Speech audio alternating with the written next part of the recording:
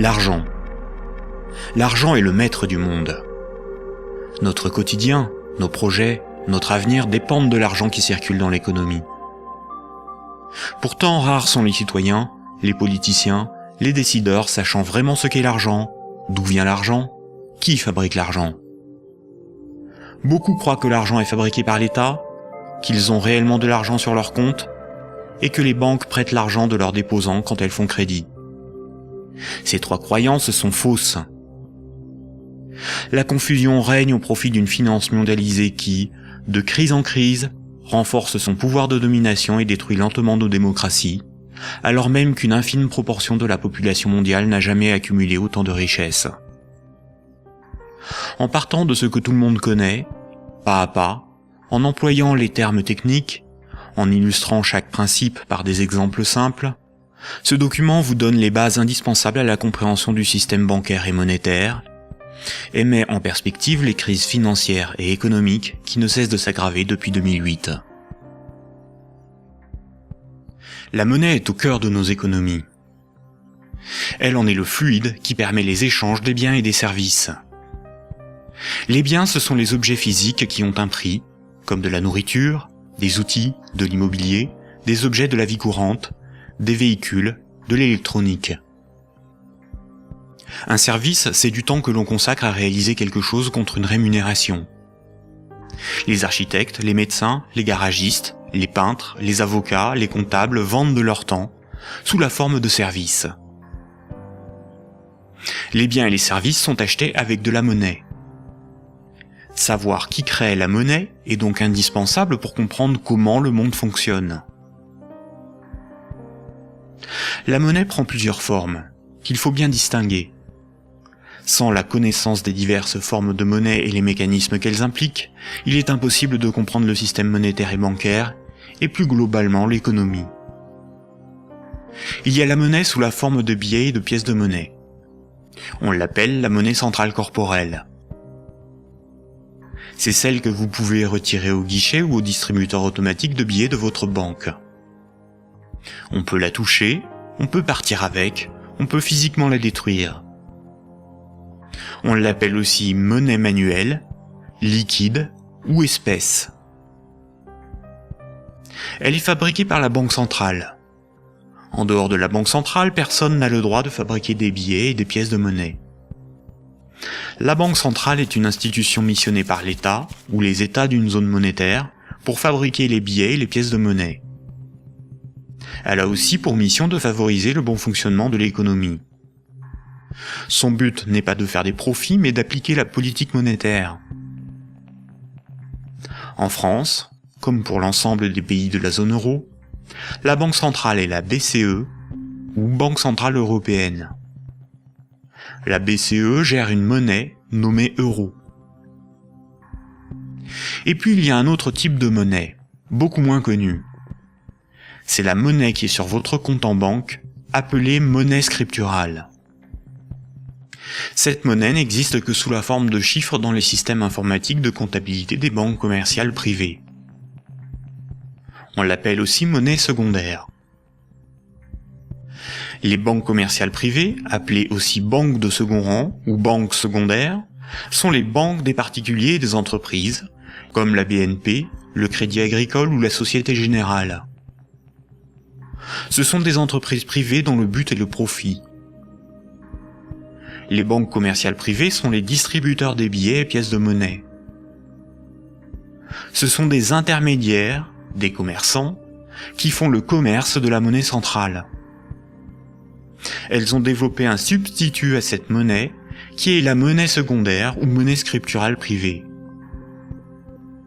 Elles réalisent la gestion des moyens de paiement tels que les chèques, les cartes bancaires, les virements et les prélèvements. Pour comprendre l'origine des différentes formes de monnaie, il faut comprendre pourquoi la monnaie a été créée et parcourir son histoire de l'Antiquité à nos jours.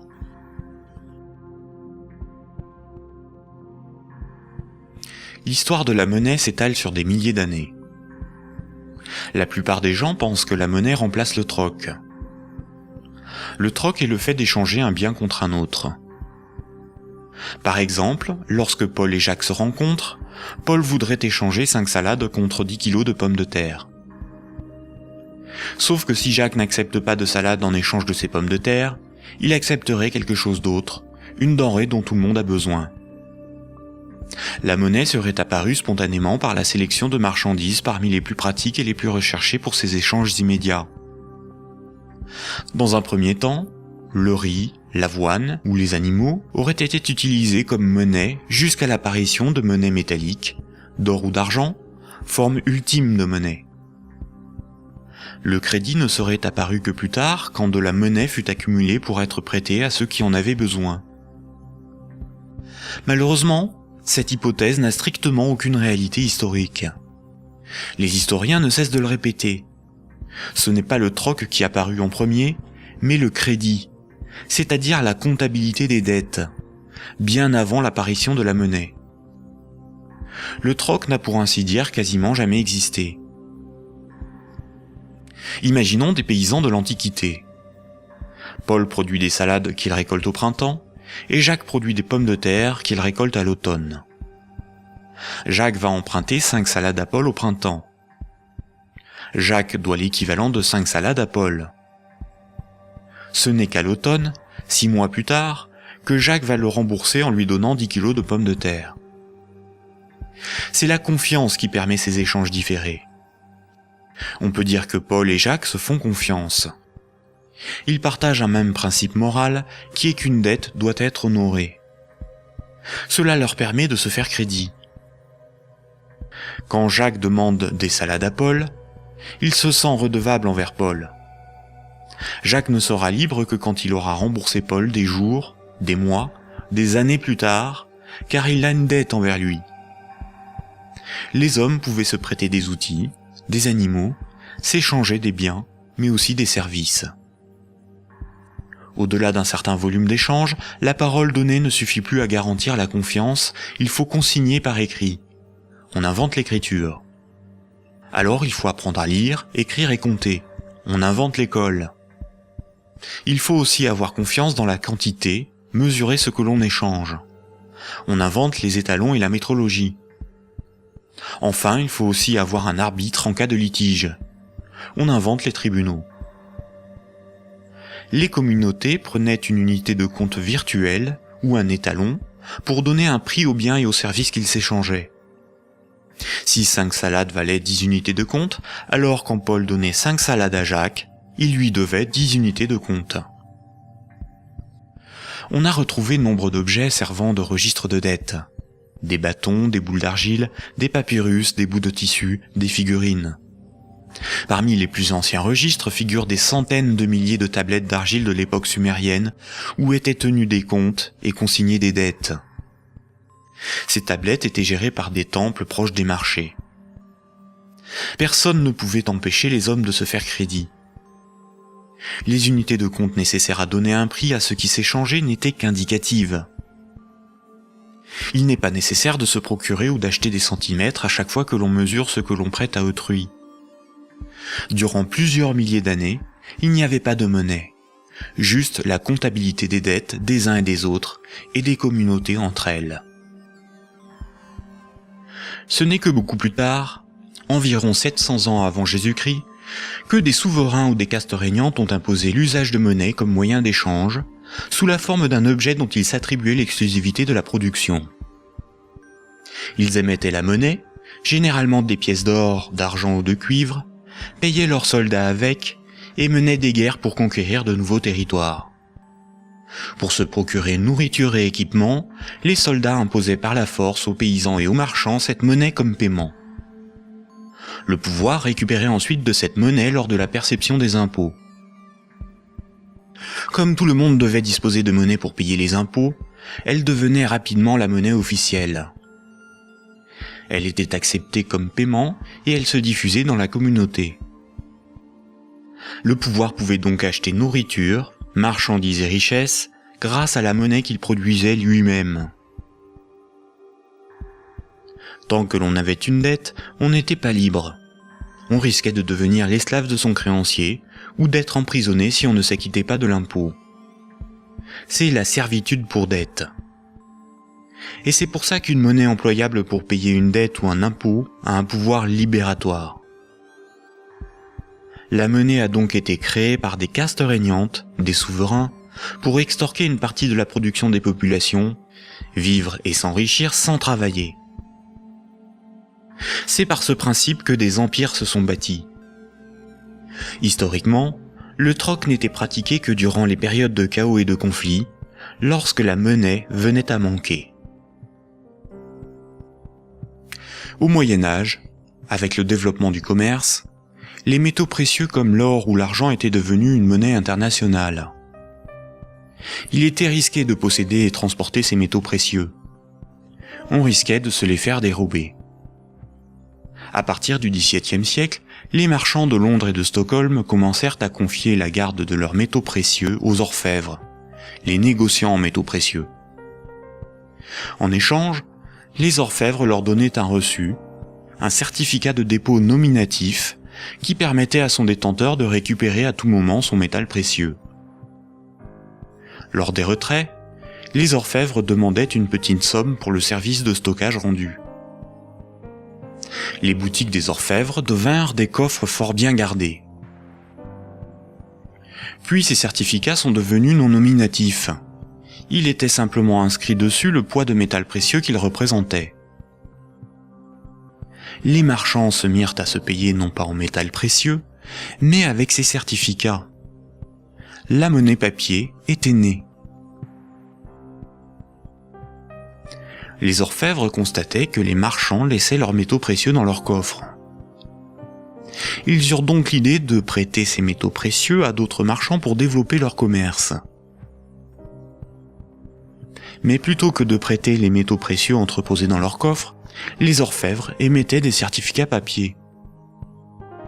Quand les marchands remboursaient leurs dettes, ils rendaient les certificats et versaient un intérêt.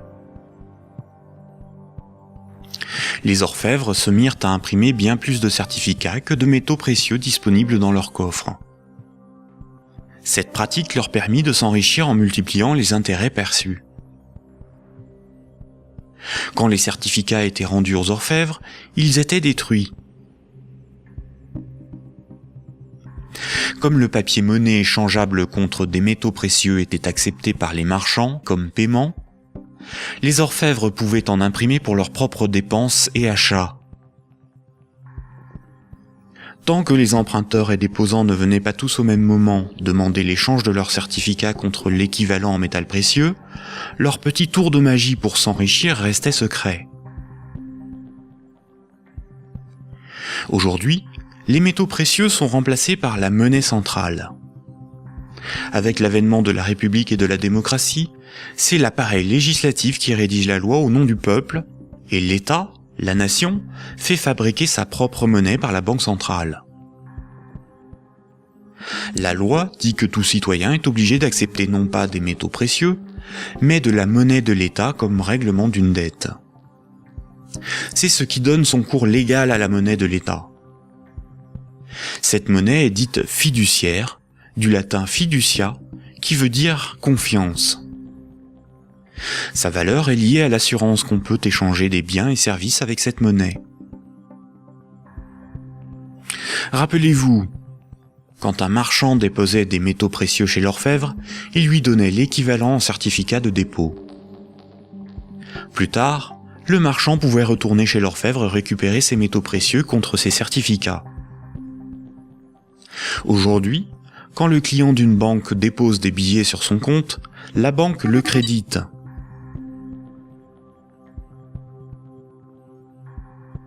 Il lui est possible de les retirer de son compte plus tard.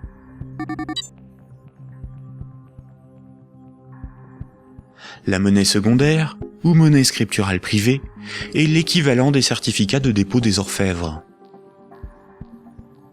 Tout comme le certificat de l'orfèvre est une reconnaissance de dette de l'orfèvre envers le marchand, un compte bancaire est une dette en monnaie centrale de la banque envers son client.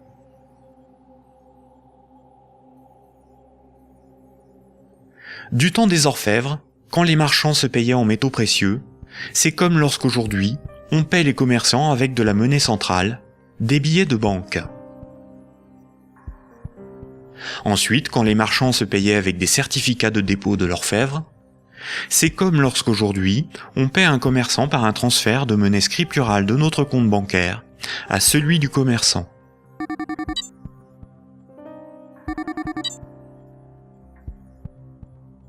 Rappelez-vous aussi que quand l'orfèvre faisait crédit, qu'il prêtait des métaux précieux, il émettait bien plus de certificats de dépôt que de métaux précieux disponibles dans ses coffres. Quand les marchands le remboursaient, il détruisait ces certificats. C'est la même chose aujourd'hui avec la monnaie scripturale privée. Quand une banque accorde un crédit, elle crée de la monnaie scripturale sur un compte à partir de rien. Et elle en crée bien plus qu'elle ne dispose de monnaie centrale dans ses coffres. Et quand son client rembourse son crédit, elle détruit la monnaie scripturale. C'est ce qu'on appelle la création monétaire et la destruction monétaire. La monnaie scripturale étant acceptée comme paiement, les banques peuvent aussi créer de la monnaie à partir de rien pour couvrir leurs dépenses et leurs achats. Les banques ont la possibilité de se faire crédit à elles-mêmes. On dit que les banques monétisent leurs dépenses. La monnaie centrale donne l'illusion au peuple que c'est l'État qui émet la monnaie, alors qu'en réalité, ce sont les banques commerciales privées qui ont ce privilège. Sans création monétaire par le crédit par les banques commerciales, il n'y aurait quasiment pas de monnaie en circulation. Les banques et les États sont comme les deux faces d'une même pièce. En effet, il faut d'abord que de la monnaie ait été créée par le crédit bancaire pour que l'État puisse en prélever par les impôts et les taxes. Et les banques ont besoin des États pour établir une législation protégeant ce privilège et faire appliquer cette législation par la justice et les forces de l'ordre. Nous allons détailler maintenant ces mécanismes bancaires et leurs nombreuses conséquences. Tout le monde a un compte en banque. C'est plus sûr et c'est plus simple que d'avoir chez soi une caisse remplie de billets de banque. Beaucoup de gens s'imaginent qu'un compte en banque est une boîte dans laquelle sont rangés des billets de banque. En réalité, la banque a une réserve unique de billets de banque et les comptes en banque n'ont aucune réalité physique. Ce sont juste des chiffres dans la comptabilité de la banque commerciale, ce sont des unités de compte. Lorsque vous allez au distributeur de billets, votre banque prend dans son stock de billets le montant que vous voulez retirer sur votre compte et vous les donne. Elle retranche ce montant à votre compte. Ainsi, vous avez le sentiment de prendre des billets sur votre compte en banque, alors qu'en réalité, la banque convertit des chiffres en monnaie centrale corporelle, c'est-à-dire en billets de banque, la monnaie de l'État. À l'inverse, quand vous déposez des billets sur votre compte, la banque les prend et les met dans son stock de billets et augmente le chiffre de votre compte. Votre compte ne représente pas un petit tas de billets de banque, mais seulement un chiffre dans un ordinateur. Vous ne retirez que très rarement l'ensemble de ce qui est sur votre compte. Vous retirez juste ce qu'il vous faut pour faire vos petits achats dans les commerces. Tout le reste, vous le laissez sur votre compte. Et le commerçant qui reçoit vos billets comme paiement les dépose lui aussi sur son compte. De ce fait, tout le monde a plus d'unités de compte sous la forme d'un chiffre dans la comptabilité d'une banque privée que de billets de banque dans ses poches ou chez lui. La somme des unités de compte qui correspond au crédit de votre compte s'appelle un dépôt. Un compte en banque sur lequel il y a 1000 unités de compte, on appelle cela un dépôt de 1000 €. On a l'illusion qu'une banque a toujours dans son stock de billets de banque l'équivalent des dépôts qu'elle gère. En réalité, elle n'en a qu'une petite partie, et ceci lui est permis par le fait que ses clients ne viennent pas tous au même moment retirer en liquide ce qu'ils ont sur leur compte.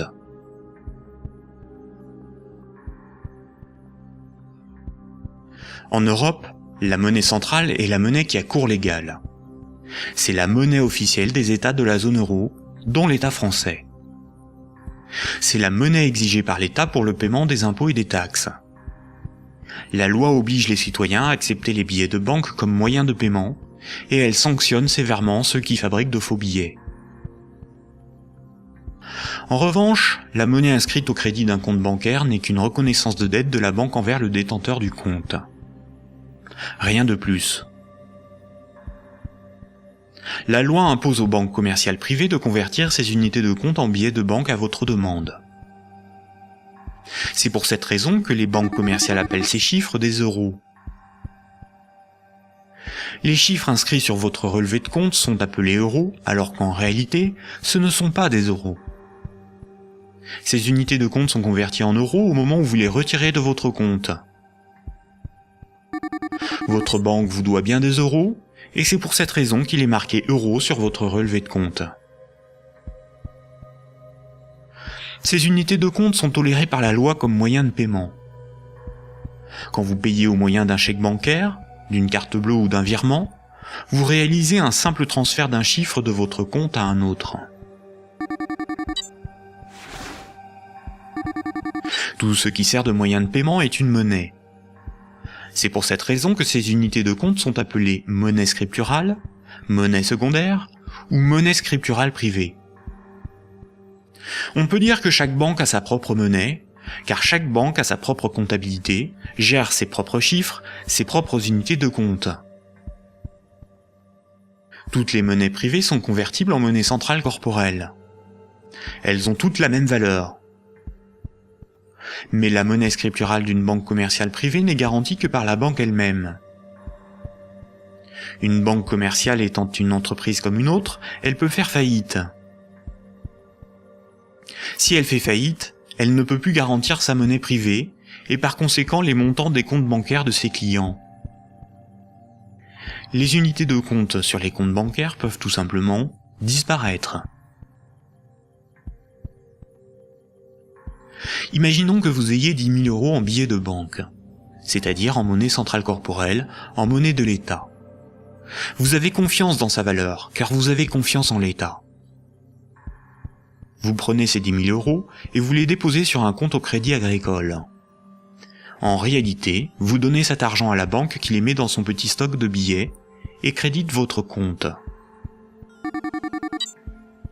Le chiffre sur votre compte n'est qu'une reconnaissance de dette de 10 000 €. Ce sont des unités de compte privées, car la banque est maintenant propriétaire des 10 000 € que vous lui avez donnés, et qu'elle va probablement mettre dans un distributeur de billets pour que d'autres clients puissent retirer du liquide.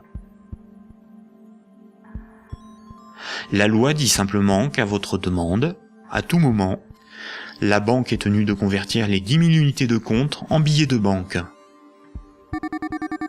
Et ce que vous ne savez pas, c'est que la banque n'a qu'une petite partie des montants des comptes de ses clients sous la forme de billets de banque. Gardez à l'esprit que moins de 7% de la totalité de la monnaie en circulation est sous la forme de billets et de pièces de monnaie qui ont cours légal. Ce que vous avez sur votre compte, ce n'est qu'une promesse de remboursement en euros, et non de véritables euros.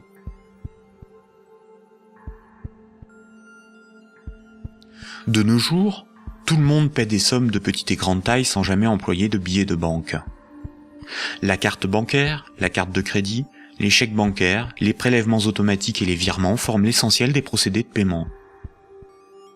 Quand un client d'une banque veut transférer de l'argent à un autre client de la même banque pour le payer, que ce soit des entreprises ou des particuliers, la banque ne réalise qu'une manipulation de chiffres. Elle retranche au compte du client la somme inversée et l'ajoute au compte du destinataire. Aucun billet de banque n'est intervenu dans la transaction, et pourtant, les deux clients, en interrogeant leur banque, constatent bien qu'un transfert a été effectué. En revanche, quand un transfert doit être effectué entre les comptes bancaires de deux banques commerciales distinctes et concurrentes, la monnaie centrale intervient. Toutes les banques commerciales privées ont un compte à la banque centrale. Aucun particulier ni aucune entreprise ne peut avoir un compte à la banque centrale. Seules les banques commerciales et le trésor public, c'est-à-dire l'État, ont un compte à la banque centrale. La banque centrale réalise la comptabilité là aussi avec des chiffres dans des ordinateurs, et non pas des tas de billets de banque. Et cela pour des raisons purement pratiques. On appelle cette monnaie la monnaie centrale scripturale. Ces comptes sont en monnaie banque centrale ou monnaie centrale. Quand une banque commerciale a trop de billets, elle peut les déposer sur son compte à la banque centrale. Quand elle en a besoin pour alimenter ses distributeurs automatiques, elle demande à la banque centrale de lui convertir des euros scripturales en billets de banque. Généralement, on ne fait pas la distinction entre monnaie centrale scripturale et monnaie centrale corporelle, c'est-à-dire les billets de banque. On appelle la somme de la monnaie centrale, scripturale et corporelle, la base monétaire. Entre elles, les banques commerciales se paient en monnaie centrale. Les banques n'acceptent pour paiement des autres banques que de la monnaie centrale. Quand un client veut transférer de la monnaie scripturale de son compte vers celui d'un client d'une autre banque, la monnaie scripturale est convertie en monnaie centrale, puis transférée à l'autre banque, qui va encaisser cette monnaie centrale et créditer le compte du destinataire. Ainsi, les banques se paient entre elles en monnaie centrale, car la monnaie scripturale privée d'une banque n'a pas de valeur pour les autres banques. La comptabilité du Crédit Agricole n'a rien à voir avec la comptabilité de la Société Générale. Ce sont deux entreprises distinctes et concurrentes. Ce qui existe entre les banques et pour les banques, c'est uniquement la monnaie banque centrale. C'est celle qui a cours légal, c'est la monnaie de l'État. Quand un client d'une banque a 1000 euros sur son compte, la banque n'est pas riche de 1000 euros. Elle doit simplement 1000 euros en monnaie centrale à ce client. C'est un chiffre dans sa comptabilité. Ce qui fait la richesse de la banque, c'est ce qu'elle possède, comme des immeubles, des bureaux, des actions, des titres financiers, et la monnaie centrale qu'elle a sous la forme de billets de banque ou de monnaie centrale sur son compte à la banque centrale. En revanche, à tout moment, la banque peut devoir s'appauvrir de 1000 euros si ce client les transfère sur un compte d'une autre banque, car cette autre banque veut être payée en monnaie centrale.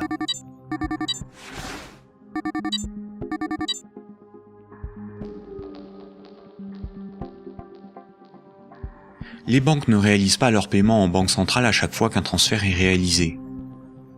Un bilan des échanges est fait tous les jours. On appelle cela la compensation. Cette compensation est calculée par une chambre de compensation. Une chambre de compensation gère un système informatique enregistrant un très grand nombre de comptes en banque et de transactions, afin de faire le bilan des échanges entre les organismes financiers, dont les banques. La chambre de compensation la plus connue est Clearstream, à cause de l'affaire politico-financière qui porte son nom. Imaginons deux banques. Un client de la première banque paie 10 euros à un client de la seconde. Un client de la seconde paie 15 euros à un client de la première. À la fin de la journée, la compensation calcule un différentiel de 5 euros au profit de la première banque. Le paiement peut se faire directement par virement entre leurs comptes à la banque centrale. Quand une banque voit son compte débité à cause d'une compensation ou par un retrait au guichet par un client, on appelle cela une fuite. Elle s'appauvrit, car sa monnaie centrale fait partie de ses richesses. Imaginons une banque qui a 4 déposants qui ont chacun 25 000 unités de compte.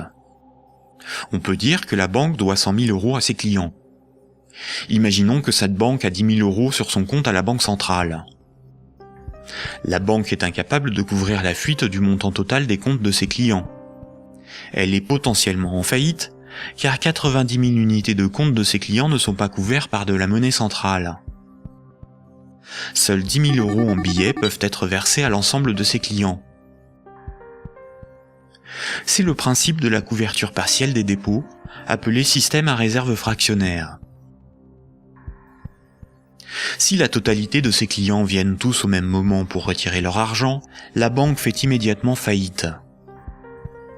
Quand tous les clients d'une banque viennent retirer tout leur argent, c'est ce que l'on appelle un bank run. Face à cette situation, les autorités ont mis en place un fonds en monnaie centrale en cas de faillite bancaire, le fonds de garantie des dépôts bancaires. En France, ce fonds se porte officiellement garant de 100 000 euros maximum par compte bancaire. Malheureusement, La plupart des grandes banques gèrent des dépôts bien supérieurs à ce qu'il y a dans ce fonds. Le fonds est d'environ 2 milliards d'euros, alors que les banques françaises gèrent près de 1000 fois plus de dépôts en monnaie scripturale.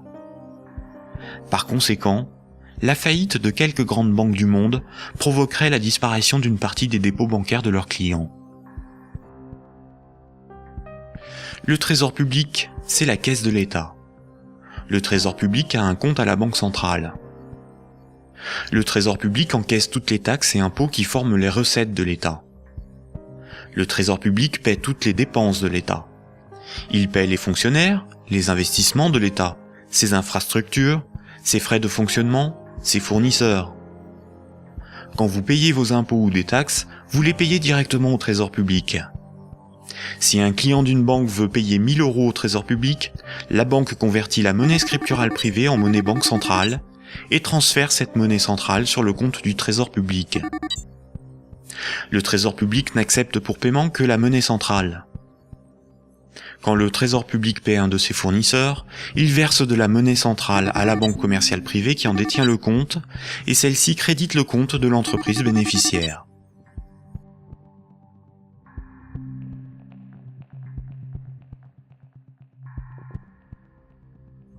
Récapitulons. Le système monétaire est basé sur 2 espaces monétaires distincts et isolés. L'espace de la monnaie centrale et l'espace de la monnaie scripturale privée. La monnaie centrale, c'est la monnaie de l'État. La monnaie centrale sert aux banques et au Trésor public pour se payer. La monnaie scripturale privée, ou monnaie secondaire, c'est la monnaie gérée par les banques commerciales privées. Les particuliers et les entreprises utilisent principalement cette monnaie. Quand un citoyen reçoit son salaire, c'est par transfert de monnaie scripturale privée. Sur son relevé de compte, il voit marqué euros, alors que ces euros n'existent pas. Le chiffre au crédit de son compte est une promesse de remboursement en euros. Or, si une banque fait faillite, elle ne peut plus honorer sa promesse vis-à-vis de ses clients. En France, les 2 premières banques gèrent plus de la moitié des dépôts bancaires. Aucun gouvernement ne permettra à une grande banque de faire faillite, car des millions de citoyens et d'entreprises perdraient une partie de leur argent. Ce serait une catastrophe sociale que l'ensemble de la société devrait compenser par l'appauvrissement général de la population. Toute entreprise peut faire faillite si elle est mal gérée, même les plus importantes. Mais cette règle ne s'applique pas aux grandes banques. Les gouvernements les sauvent en taxant l'ensemble des citoyens si nécessaire. Voici ce qu'en pense Frédéric Lordon, économiste, directeur de recherche au CNRS et chercheur au Centre de sociologie européenne. Frédéric Lordon, vous êtes plus radical ? J'en ai peur. C'est-à-dire, il me semble que derrière toutes les argumentations techniques du monde, il y a une question préjudicielle qui est une question de principe. Alors je voudrais repartir des sauvetages de 2008-2009, parce qu'il me semble que celui qui se profile va avoir à peu près les mêmes propriétés.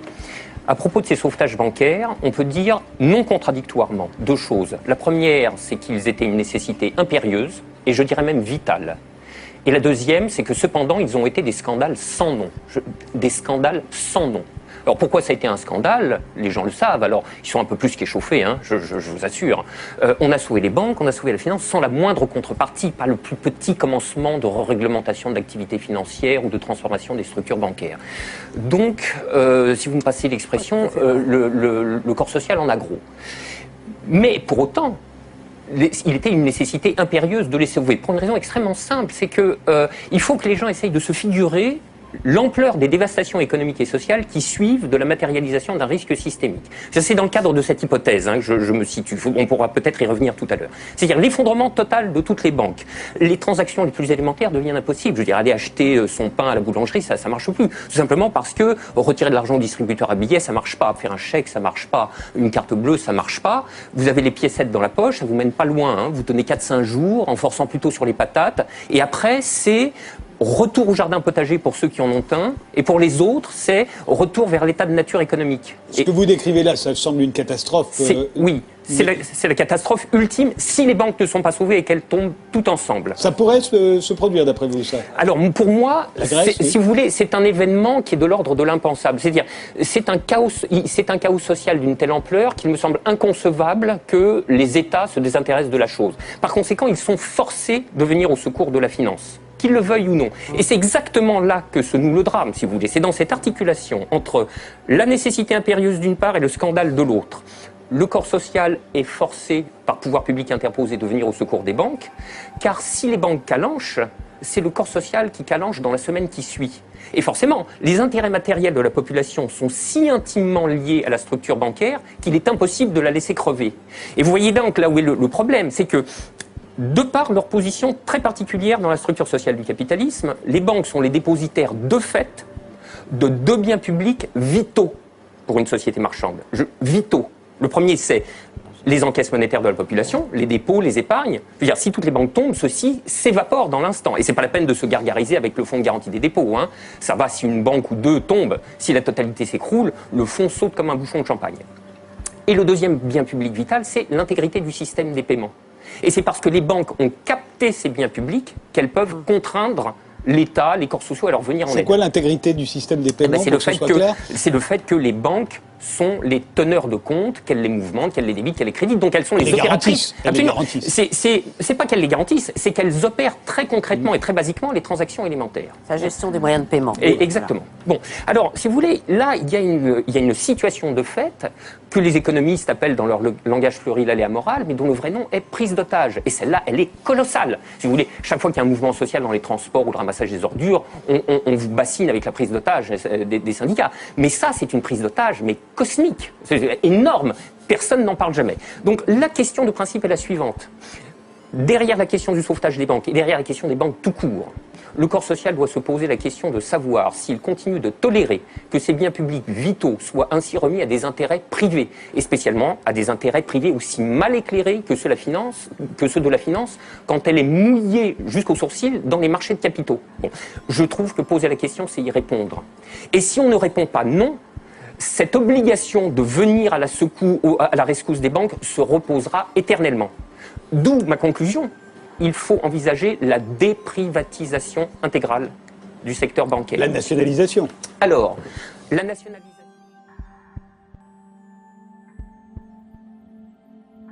On constate que quand les dirigeants et actionnaires des grandes banques touchent des bénéfices, ceux-ci s'enrichissent. Mais quand les grandes banques sont en difficulté, ce sont les États, c'est-à-dire l'ensemble des citoyens, qui les sauvent. Cela résume l'adage désormais bien connu: les banques privatisent leurs gains et socialisent leurs pertes.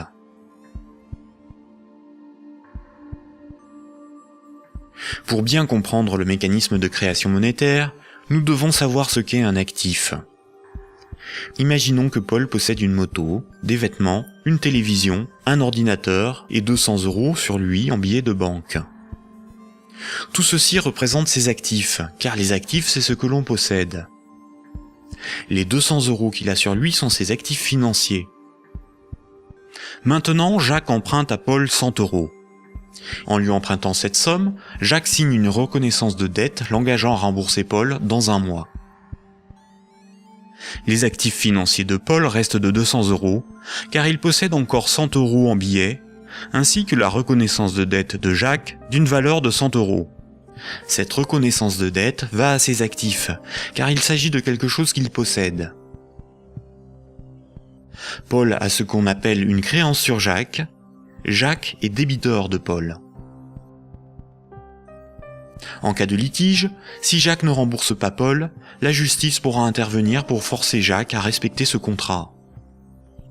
Elle pourra alors le forcer à vendre un de ses actifs matériels pour rembourser Paul, comme sa télévision s'il en a une. Généralement, la comptabilité d'une entreprise ou d'une banque est synthétisée sous la forme d'un bilan. Un bilan comptable est une synthèse permettant de représenter ce que l'entreprise possède, ses actifs, et ce qui lui appartient pas ou ce qu'elle doit, son passif. La différence entre son actif et son passif représente son résultat.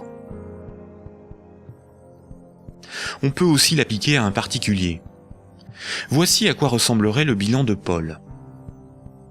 Dans les actifs de Paul figurent ses actifs financiers, constitués de ses billets de banque et de la dette de Jacques, ainsi que ses actifs matériels, constitués de sa télévision, son ordinateur, sa moto, dont la valeur de revente à date est estimée de 1000 €. Pour notre démonstration, nous ne garderons que les actifs financiers. Son bilan financier est positif de 200 €. Le bilan de Jacques, qui n'avait aucun actif, est celui-ci. Jacques possède 100 € en billets, mais doit aussi 100 € à Paul. Le passif, c'est ce qu'on doit. Son bilan est donc nul, car son passif annule son actif. Donc un actif est quelque chose qui a une valeur financière que l'on peut inscrire dans un bilan. S'il est à l'actif du bilan, c'est quelque chose que l'on possède. S'il est au passif du bilan, c'est quelque chose qui ne nous appartient pas et que l'on doit à quelqu'un d'autre. Imaginons maintenant que Nicolas, qui a 300 € en billets de banque, propose à Paul de lui racheter sa créance sur Jacques. Il va donc pour cela lui donner 100 € et modifier le bénéficiaire du contrat de sorte que Jacques doive maintenant la somme non plus à Paul, mais à Nicolas. Voici à quoi ressemblerait le bilan de Paul. On constate que Paul a retrouvé ses 200 € en billets de banque. Son bilan financier est positif de 200 €. Le bilan de Jacques, qui n'avait aucun actif, n'a pas changé. Son bilan est toujours nul. Le bilan de Nicolas, qui avait 300 € d'actifs, est maintenant celui-ci. Il reste à Nicolas 200 € en billets de banque et la reconnaissance de dette de Jacques, qui a une valeur, à terme, de 100 €. Le bilan de Nicolas est positif de 300 €. Lorsque Jacques devait 100 € à Paul, Paul prenait le risque que Jacques ne le rembourse pas. Quand Paul a vendu la reconnaissance de dette à Nicolas, c'est Nicolas qui prend le risque de n'être pas remboursé par Jacques. C'est un transfert de risque sur une créance. Si Jacques ne rembourse pas sa dette, le bilan de Nicolas peut perdre jusqu'à 100 €. On dit alors que Jacques fait défaut sur tout ou partie de sa dette. Nicolas perdrait 100 € sur son bilan, correspondant à la créance que Jacques n'a pas honorée. Nous voyons donc qu'une créance peut être un actif et peut être revendue au même titre qu'une moto ou des vêtements. Les actifs matériels ont une valeur estimative. Certains actifs matériels perdent de leur valeur avec le temps. C'est le cas d'un ordinateur ou d'une moto. Ils ne peuvent pas facilement être employés pour régler des dettes. En revanche, les actifs financiers ont une valeur connue. La créance sur Jacques ou les billets de banque ont des valeurs fixes. Le bilan d'une banque se présente comme le bilan de n'importe quelle entreprise. La banque a des actifs qui sont ses richesses, ce qu'elle possède, et un passif qui représente ce qui ne lui appartient pas, ses dettes. Nous avons vu que le crédit d'un compte bancaire d'un client est une dette de la banque envers celui-ci. Les dépôts correspondant au compte bancaire de ses clients sont donc enregistrés au passif de son bilan. Si on lit ce bilan, on comprend que la banque doit au total 600 € à ses clients. Imaginons qu'un de ses clients, Paul, a un dépôt de 100 unités de compte. Voici le bilan de la banque. Elle doit 100 € à Paul, ce qui correspond au dépôt que Paul a réalisé sur son compte. Ce compte en banque est dit à vue, c'est-à-dire que Paul peut tout de suite utiliser ses unités de compte pour un paiement. Paul souhaite emprunter 1000 € à sa banque. La banque établit le contrat de prêt qu'elle lui fait signer. Ce contrat l'engage à rembourser la banque selon un échéancier précis. Paul devra rembourser les 1000 € empruntés, appelés capital du crédit, plus 50 € d'intérêt. Pour créditer le compte de Paul, la banque ne prend pas les dépôts d'autres clients pour lui donner. Elle augmente simplement le chiffre inscrit sur son compte bancaire. Elle crée des unités de compte à partir de rien. La banque ne doit plus 100 € à Paul, mais 1100 €. Le contrat de prêt de Paul apparaît sur son bilan comme quelque chose qu'elle possède. Cette créance sur Paul est à son actif. Les comptes des autres clients n'ont rien à voir avec cette opération. On dit que la banque a monétisé la créance sur Paul. Elle a transformé cette créance en moyen de paiement sous la forme de monnaie scripturale privée ajoutée au compte de Paul. On appelle cette opération d'augmentation des dépôts par simple jeu d'écriture la création monétaire. On parle de création monétaire ex nihilo, ce qui veut dire à partir de rien.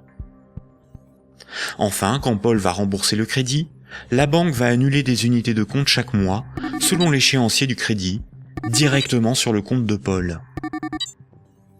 Cette annulation est appelée destruction monétaire. Elle diminue la somme qu'elle lui doit. Simultanément, dans son bilan, la somme restant à rembourser diminue aussi. La banque prend le risque que Paul n'arrive pas à rembourser le crédit, qu'il soit insolvable. C'est le risque de faire crédit ou risque de contrepartie. On pourra qualifier alors la créance de Paul, le contrat de prêt, d'actifs pourris ou d'actifs toxiques. Cette opération de création de moyens de paiement artificiels, tout comme sa destruction progressive lors du remboursement, est difficilement compréhensible pour la plupart des gens, y compris pour ceux qui travaillent dans les banques, même à haut niveau.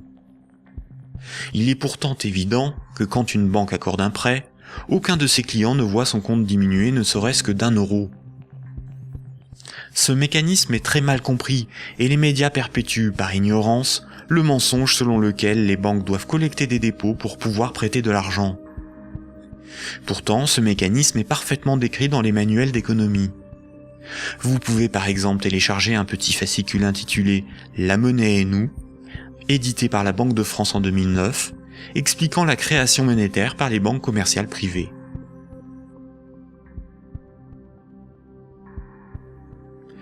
La création et la destruction monétaire peuvent être résumées par une simple phrase. Ce sont les crédits qui font les dépôts, et non les dépôts qui font les crédits. Cette phrase permet de se rappeler que la totalité de la monnaie en circulation sur nos comptes en banque ou dans nos poches est créée par le crédit bancaire. Quand une banque accorde un crédit à un de ses clients, elle crée de la monnaie scripturale privée en augmentant le solde du compte de celui-ci. Elle ne crée pas des euros, mais des unités de compte convertibles en euros. Plus il y a de crédits accordés par les banques, plus il y a de dépôts, de billets et de pièces de monnaie. La totalité de la monnaie en circulation dans l'économie représente ce qu'il reste à rembourser des crédits contractés. Quand Paul achète une automobile à crédit, il paie tout de suite le vendeur avec la monnaie créée.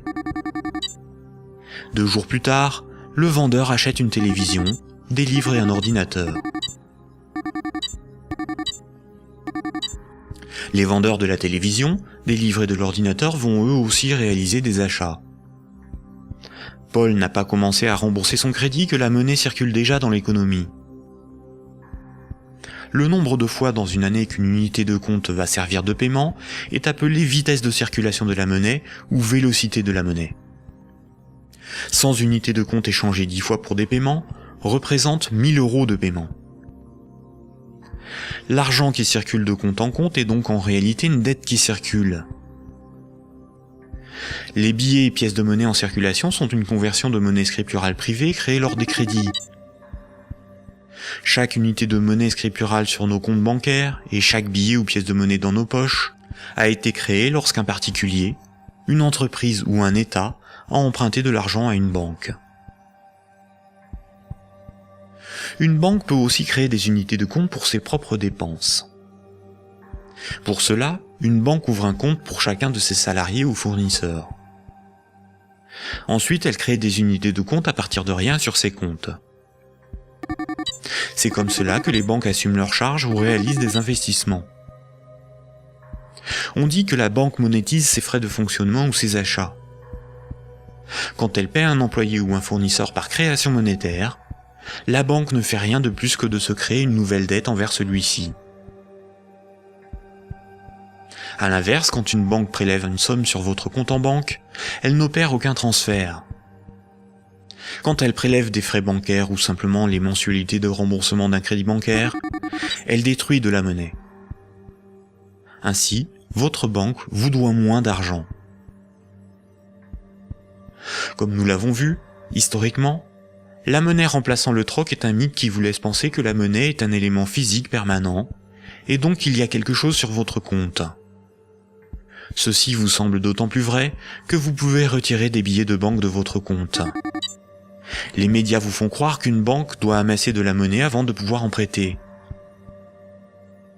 Mais en réalité, les banques ne prêtent pas l'argent des autres clients, puisque ce sont elles qui le fabriquent lors des crédits et qui le détruisent lors du remboursement des crédits. Un crédit n'est en rien un prêt ou un emprunt. Il s'agit en réalité d'une création monétaire temporaire ou d'une location de moyens de paiement. Récapitulons. La monnaie scripturale privée est créée par les crédits, à partir de rien. Cette monnaie est détruite lors du remboursement des crédits. Ceci sous-entend une création-destruction simultanée et concurrente qui détermine une masse de monnaie scripturale privée en circulation, que l'on appelle masse monétaire. C'est similaire à la population d'un pays qui varie en fonction des décès et des naissances.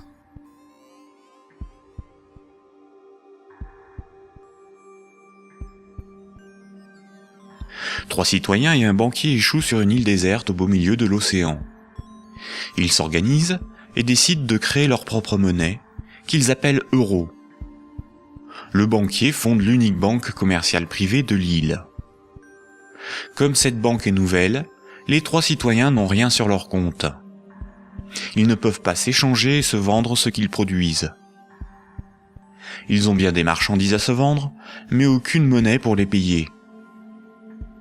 Pour disposer de moyens de paiement, chaque citoyen va faire un crédit de 10 €, remboursable en 11 mois.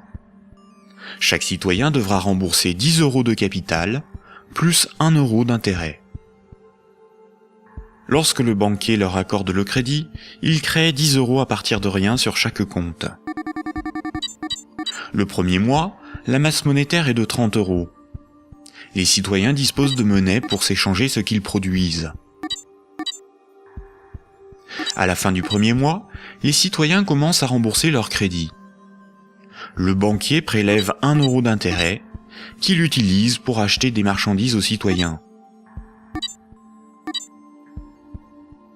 La masse monétaire reste de 30 €.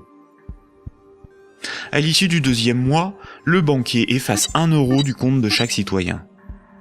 Il reste 27 € en circulation. À l'issue du troisième mois, le banquier efface à nouveau 1 € du compte de chaque citoyen. Il reste 24 € en circulation. De mois en mois, la situation devient un peu plus compliquée, car la masse monétaire ne cesse de baisser.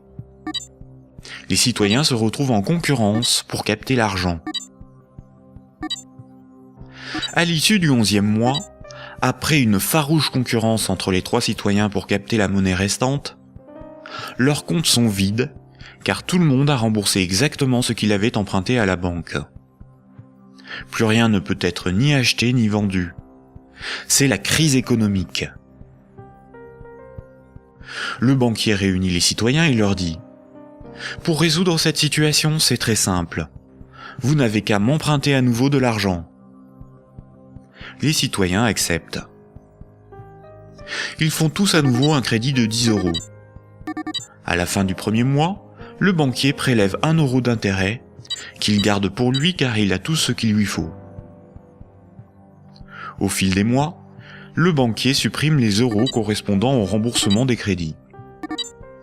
Comme les intérêts n'ont pas été dépensés par le banquier, c'est au bout du 10e mois seulement que les comptes des trois citoyens sont vides. Il n'y a plus de monnaie en circulation, et pourtant il manque 3 € pour rembourser la totalité de leur crédit. Le banquier réunit les citoyens et leur dit « Il y a une manière très simple de repousser le moment où vous serez à zéro sur vos comptes. Vous n'avez qu'à m'emprunter régulièrement de l'argent, bien avant que la masse monétaire ne baisse trop et que l'économie ne s'arrête. Et pour compenser les intérêts que je ne dépense pas, il vous suffit de m'emprunter à chaque fois quelques euros de plus. » Les citoyens acceptent. Désormais, ils sont en permanence endettés, sinon la monnaie disparaît et l'économie s'arrête. Ils appellent cela la croissance. Mais comme ils sont endettés, ils se mettent à produire toujours plus pour rembourser le banquier, bien au-delà de leurs besoins réels. Ils ne produisent pas pour avoir de quoi se vêtir, se nourrir ou se loger. Ils produisent pour avoir l'argent nécessaire pour rembourser leur crédit. L'argent est devenu le moteur de leur vie, et non ce dont ils ont besoin pour vivre. Ce système permet au banquier de ne rien produire. Il passe son temps à gérer ses comptes, à créer de la monnaie puis à la détruire. Avec la monnaie qu'il fabrique, il achète ce dont il a besoin aux citoyens. Rapidement, les ressources naturelles de l'île viennent à manquer. Il n'y a plus de bois, plus de gibier, plus d'eau, plus de terre pour produire toujours plus. La croissance a épuisé les ressources naturelles et détruit l'environnement. Cette petite histoire met en valeur de réalités tout à fait surprenantes. D'une part, les sommes dues aux banques sont globalement supérieures aux sommes disponibles pour les rembourser. D'autre part, si tout le monde remboursait ses dettes, il n'y aurait quasiment plus de monnaie en circulation dans le monde.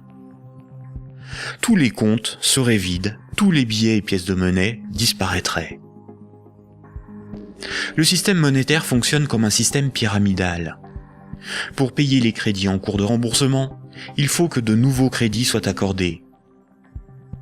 Sinon, la monnaie se raréfie et certains emprunteurs sont dans l'incapacité de rembourser leurs crédits.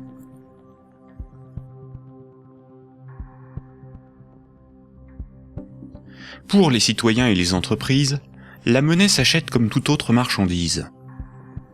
Les banques louent la monnaie qu'elles fabriquent, et le prix de cette location est de la monnaie supplémentaire qu'elles sont les seules à fabriquer. Observons l'évolution de la masse monétaire dans la zone euro. Ce qui apparaît tout de suite, c'est son évolution exponentielle. La masse monétaire est composée de ce qu'on appelle des agrégats monétaires, nommés M1, M2 et M3. En orange, c'est la monnaie circulante. C'est la monnaie qui est sur les comptes à vue, utilisée pour des paiements, ainsi que la monnaie sous la forme de billets et de pièces de monnaie. Les comptes à vue servent à l'économie réelle. C'est là que sont versés les salaires, réalisés les paiements avec les cartes bancaires, les chèques, les virements, pour les échanges de biens et de services. C'est la monnaie qui sert l'économie réelle.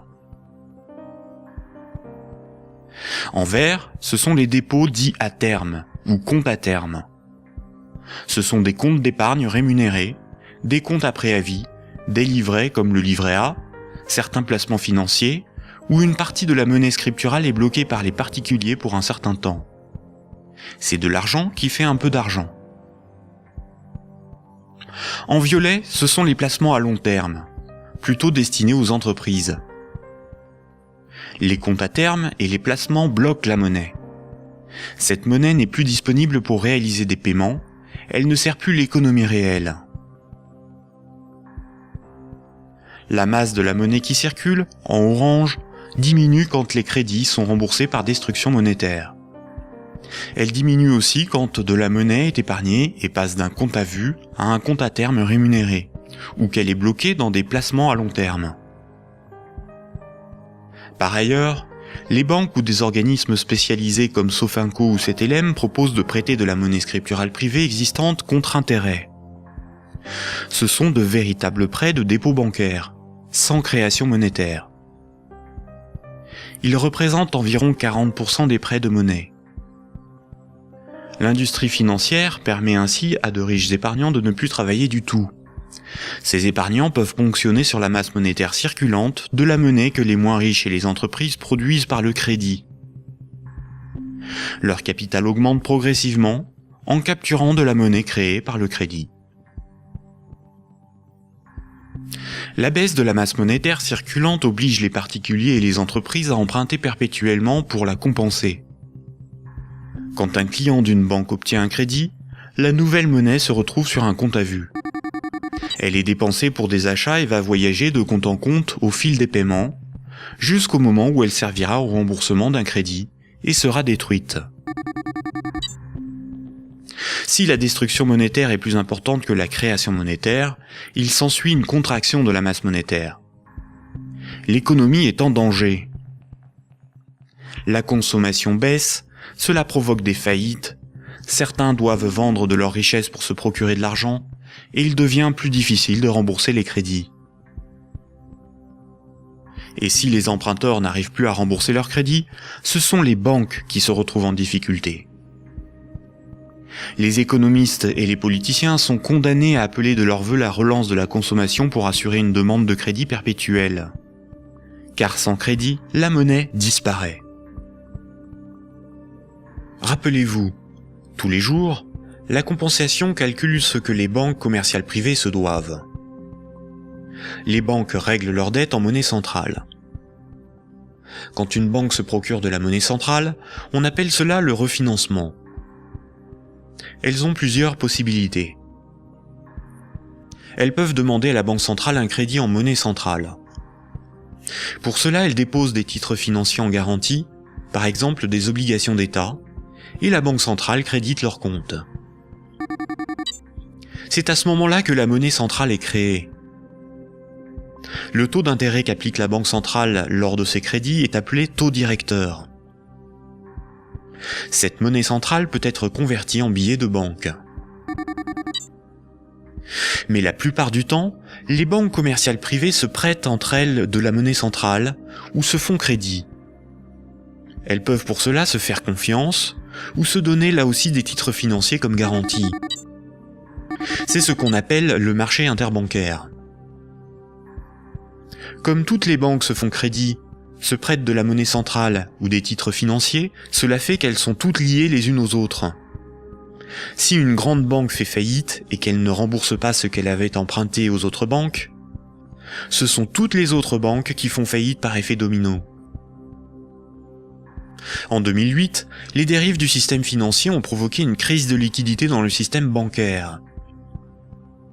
La crise de liquidité fait que les banques n'arrivent plus à régler leurs dettes, à se procurer de la monnaie centrale ou à se faire crédit. Les banques ont alors cessé d'accorder des crédits. L'évolution normale de la masse monétaire aurait dû être celle-ci. Malheureusement, la crise bancaire a stoppé la progression de la masse monétaire et s'est transformée en crise économique.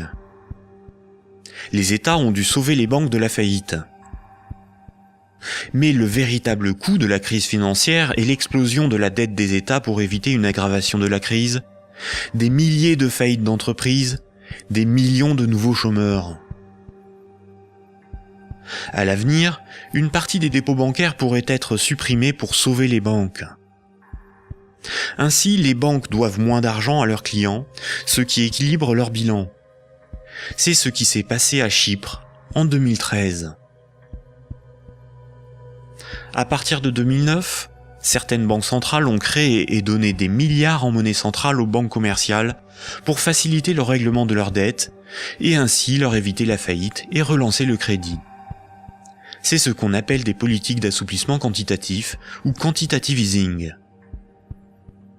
Cette monnaie centrale nouvelle pourrait être représentée sur ce graphique en tant que M0, appelée aussi base monétaire. Plutôt que d'accorder des crédits aux entreprises et aux particuliers avec une rentabilité incertaine, les banques commerciales privées ont utilisé cette monnaie centrale pour spéculer et acheter de la dette souveraine. Ainsi, d'une manière totalement artificielle, les bourses n'ont cessé de monter, la finance de s'enrichir et les États de s'endetter. Puisque pour rembourser les crédits passés, il faut que de nouveaux crédits soient accordés, on comprend mieux pourquoi les politiques d'austérité et de désendettement sont un suicide économique. Le crédit permet aux particuliers et aux entreprises d'acquérir des biens réels et à l'économie de se développer. La masse monétaire augmente. Une politique d'austérité provoque une contraction de la masse monétaire, condamnant à la faillite certains emprunteurs, qu'ils soient des particuliers, des entreprises ou des États. Les banques de ces emprunteurs peuvent saisir leurs maisons, leurs machines, leurs stocks. Les États doivent privatiser les services publics pour rembourser les marchés financiers. La baisse de la masse monétaire provoque la rareté de la monnaie, et cette rareté provoque in fine des transferts de richesses réelles des débiteurs vers la minorité des créanciers, notamment les banques. C'est similaire au processus organisé par l'Occident vis-à-vis des pays en voie de développement. On endette ces pays pour qu'ils nous achètent des infrastructures, des machines, des moyens de production, via des prêts du FMI et de la Banque mondiale. Incapables de rembourser les crédits, leur faillite permet de saisir les ressources naturelles ou même ceux qu'ils ont achetés grâce à ces crédits. Le PIB d'un pays, c'est approximativement la somme des revenus dans ce pays en une année. Dans la zone euro, la dette des États représente 90% du PIB. Et les dettes du secteur privé représentent 160% du PIB. En d'autres termes, pour rembourser toutes les dettes, il nous faudrait travailler 2 ans et demi en donnant tous nos revenus aux banques et aux marchés financiers. Or, si on remboursait toutes nos dettes, il n'y aurait plus de monnaie en circulation. Ce système pyramidal de dette n'est viable que dans un équilibre précaire, car la capacité des emprunteurs à rembourser leurs crédits dépend de la capacité d'autres emprunteurs à contracter de nouveaux crédits.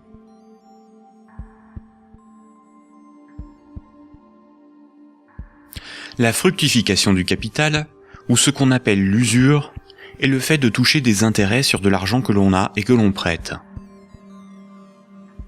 Imaginons un pays où 10 citoyens ont tous 10 euros. Si l'un d'eux prête ces 10 euros avec 10% d'intérêt, il va lui être remboursé 11 euros. S'il le fait 10 fois, les autres citoyens de ce pays auront perdu chacun 1 euro.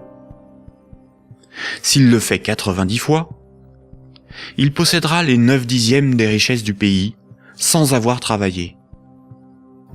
C'est son capital qui travaille, pas lui. C'est déjà une situation moralement difficile à justifier. Si l'usure permet aux riches de concentrer de la monnaie, les banques ont le privilège de la création de cette monnaie. Quand une banque veut acheter un immeuble, elle crée la monnaie nécessaire à l'acheter. Pour pouvoir créer de la monnaie, une banque doit simplement veiller à ce que ses actifs, ce qu'elle possède, lui permettent de payer les autres banques.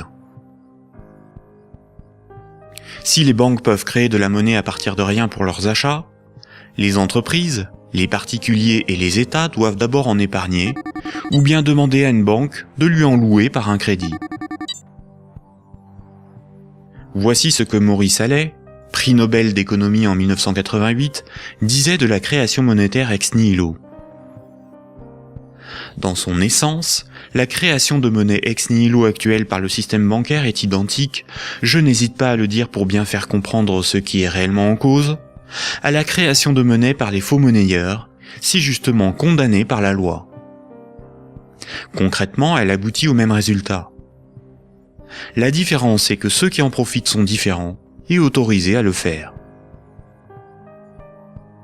Les banques sont des entreprises à but lucratif.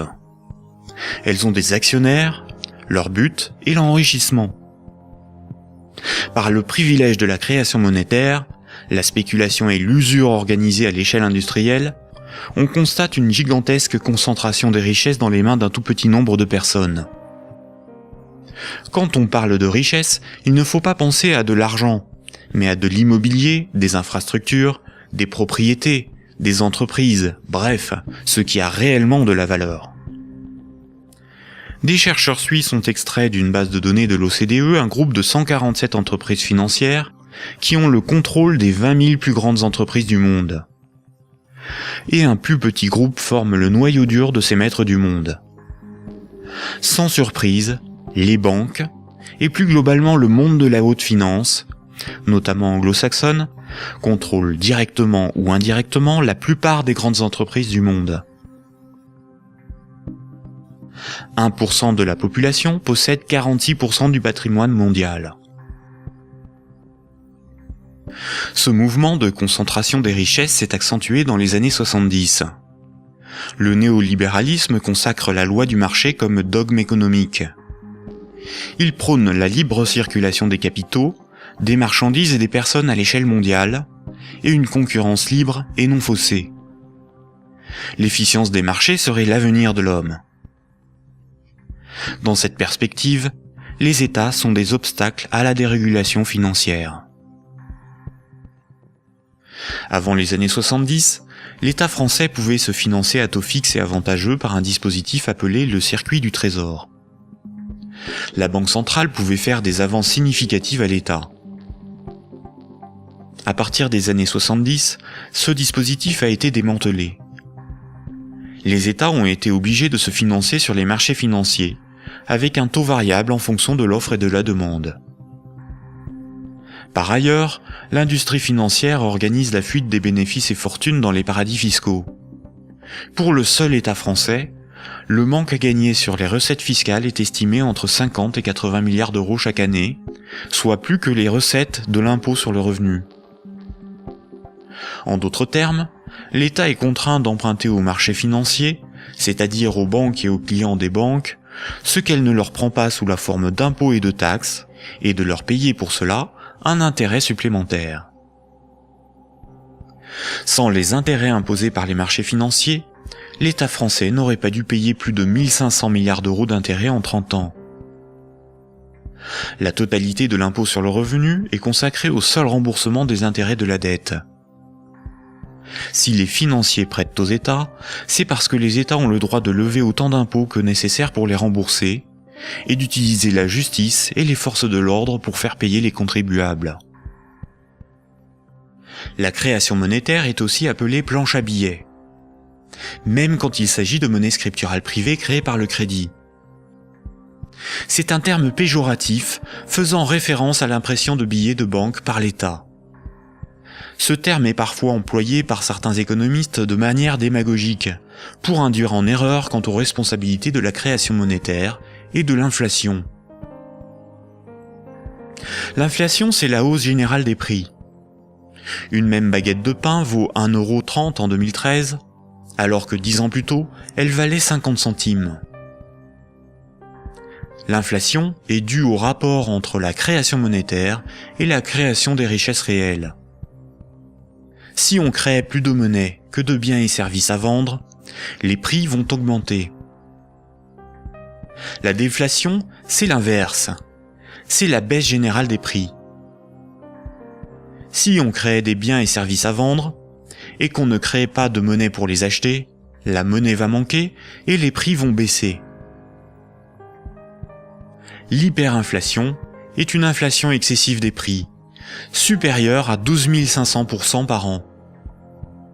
Si une baguette de pain vaut 1 € en 2013, s'il y a de l'hyperinflation, elle vaudra au minimum 12,50 € un an plus tard.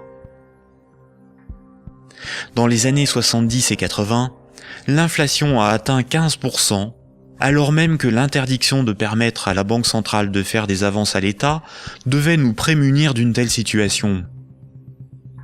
En réalité, interdire à l'État le financement à taux avantageux par sa propre banque centrale était le moyen non pas d'éviter une inflation excessive, mais de transférer une partie des recettes fiscales de l'État au marché financier, c'est-à-dire aux banques et à leurs clients, et d'assurer aux banques commerciales privées le monopole de la création monétaire en supprimant la concurrence de l'État.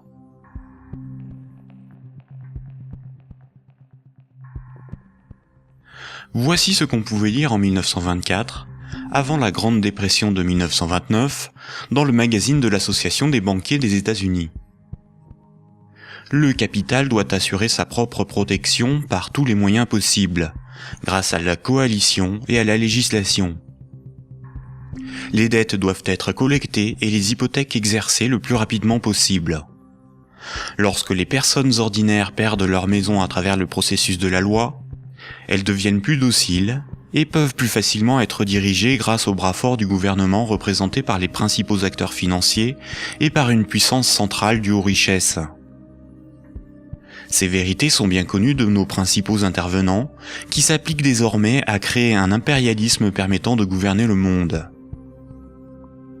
En divisant les votants grâce au système de partis politiques, nous les manipulons afin qu'ils dépensent toute leur énergie pour des problèmes n'ayant aucune importance.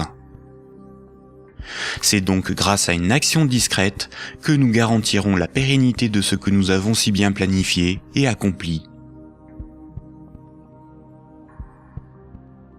Rappelez-vous, dans l'Antiquité, la monnaie physique a été inventée par des souverains pour lever des armées, conquérir de nouveaux territoires et instaurer une dépendance des peuples à la monnaie par la levée des impôts. Toutes les dettes devaient être réglées avec la monnaie du souverain. Cela lui permettait d'acheter les richesses aux populations avec la monnaie qu'il fabriquait lui-même. Une seule et même organisation gérait la fabrication de la monnaie, les armées, la législation, la justice et les forces de l'ordre. Aujourd'hui encore, la monnaie reste un instrument de domination et un élément clé de la géopolitique. Le siècle dernier a été celui du dollar américain. Le dollar américain est de loin la monnaie la plus répandue sur Terre. Le budget militaire américain est égal aux dépenses militaires de tous les autres pays réunis. Tous les ans, ce budget est voté par le Congrès et généreusement financé par la Banque fédérale américaine. Fondée en 1913, la Banque fédérale américaine est une banque privée et non une institution publique. La force militaire permet aux États-Unis d'assurer le statut de monnaie de réserve mondiale au dollar américain et de l'imposer dans le commerce international. Avant les attentats du 11 septembre 2001, les pays clés indépendants du système monétaire anglo-saxon étaient l'Afghanistan, l'Irak, le Soudan, la Libye, la Syrie, Cuba, la Corée du Nord, la Somalie et l'Iran. Les États-Unis et leurs alliés ont attaqué l'Afghanistan, l'Irak et la Libye. En Libye, une banque centrale opérationnelle a été créée par les soi-disant rebelles avant même que la guerre ne soit finie. Le colonel Kadhafi, Saddam Hussein et Kennedy ont en commun d'avoir défié la domination du dollar américain du cartel de banques privées qui dirige la Banque fédérale américaine. Aujourd'hui, les banques centrales sont indépendantes de tout pouvoir politique et sont coordonnées à l'échelle mondiale par la Banque des banques centrales, la BRI, Banque des règlements internationaux, située à Bâle en Suisse. Ce n'est pas une institution publique, elle n'a aucun mandat. Ses membres ne sont pas élus, et pourtant c'est probablement le cœur du futur gouvernement mondial. L'application de la loi par les tribunaux, les forces de l'ordre, l'armée, sont comme des services assurés par les États à la corporation bancaire, qui contrôle aussi les plus grandes entreprises du monde. La propagande et la guerre permettent d'étendre la zone d'influence des monnaies, et donc le pouvoir de ceux qui en contrôlent la production. Sans la création monétaire par les banques commerciales privées, l'économie ne pourrait pas se développer, et le financement des États par les impôts et les taxes ne serait pas possible. Par cette dépendance, les intérêts de la corporation bancaire sont aussi ceux de la classe politique. Mayer Amschel Rothschild, célèbre banquier du XVIIe siècle, considéré comme le père de la finance internationale, a triomphalement déclaré ceci. « Donnez-moi le droit d'émettre et de contrôler l'argent d'une nation, et alors peu m'importe qui fait ses lois. » Est-ce vraiment le peuple qui a le pouvoir ? Démocratie veut dire le pouvoir au peuple. En grec, démos c'est le peuple et kratos c'est le pouvoir. Dans un état de droit, celui qui établit les lois a le pouvoir. En démocratie, c'est le peuple qui écrit et vote les lois. Une aristocratie, c'est le pouvoir au meilleur. En grec, aristos, c'est le meilleur, et kratos, c'est le pouvoir. En aristocratie, ce sont les meilleurs qui ont le pouvoir et établissent les lois. Une oligarchie, c'est le pouvoir à un petit nombre. Oligos, c'est un petit nombre. En oligarchie, c'est un petit nombre qui a le pouvoir. En France, nous sommes sous un régime dénommé gouvernement représentatif. Tous les 5 ans, on demande au peuple d'élire ses représentants parmi un groupe d'hommes politiques, dénommé classe politique. Les représentants écrivent et votent les lois, pas le peuple. Nous sommes donc dans une oligarchie. Historiquement, le terme de démocratie pour désigner le gouvernement représentatif a été employé dans les années 1830 pour tromper l'opinion publique et faire croire au peuple qu'il a le pouvoir. Ce mensonge perdure encore de nos jours. Si nous étions en démocratie, nous voterions nous-mêmes les lois, par des votations ou des référendums, et nous pourrions aussi en écrire, en proposer. En France, les représentants du peuple sont des politiciens de carrière, pour beaucoup fonctionnaires et issus de classes supérieures, âgés de 60 ans en moyenne. Ils ne sont en rien représentatifs du peuple français. Une fois les représentants élus parmi l'oligarchie de la classe politique, les électeurs n'ont aucun contrôle sur la politique menée et la législation établie. Les représentants votent selon leurs opinions, leurs intérêts, leur complicité ou leur carrière politique. Ils sont la cible de groupes d'intérêts qui influencent leur vote. Les textes de loi sont dans 9 cas sur 10 rédigés par de hauts fonctionnaires non élus. Donner le pouvoir à un groupe d'hommes issus d'une oligarchie, ce n'est pas avoir le pouvoir, c'est désigner ses maîtres. Les partis politiques, apparus dans les années 1840, étaient un moyen de canaliser l'insatisfaction des électeurs dans des oppositions et des conflits sans conséquences. Car si les lois étaient votées par le peuple, ce qui définit la démocratie, il n'y aurait pas de manifestations, pas de grèves, pas de mécontentement ou de troubles sociaux. Le peuple serait souverain. Durant la Révolution, les riches avaient bien plus à perdre que les pauvres. Voltaire, figure emblématique des Lumières, disait ceci. Un pays bien organisé est celui où le petit nombre fait travailler le grand nombre, est nourri par lui, et le gouverne. Si le pouvoir était donné au peuple, il aurait défendu ses intérêts propres au détriment de la minorité des riches, des notables et des banquiers. Écoutons le philosophe Alain Badiou parler de la démocratie actuelle. Voyez-vous, Alain Badiou, c'est ce que nous avons trouvé de moins mauvais pour choisir nos dirigeants. Oh, la théorie du moins mauvais, ça, vous savez, la théorie du moins mauvais ne peut pas impressionner le philosophe que je suis. Elle a beaucoup servi pour justifier le pire, le moins pire par rapport au plus pire, par exemple.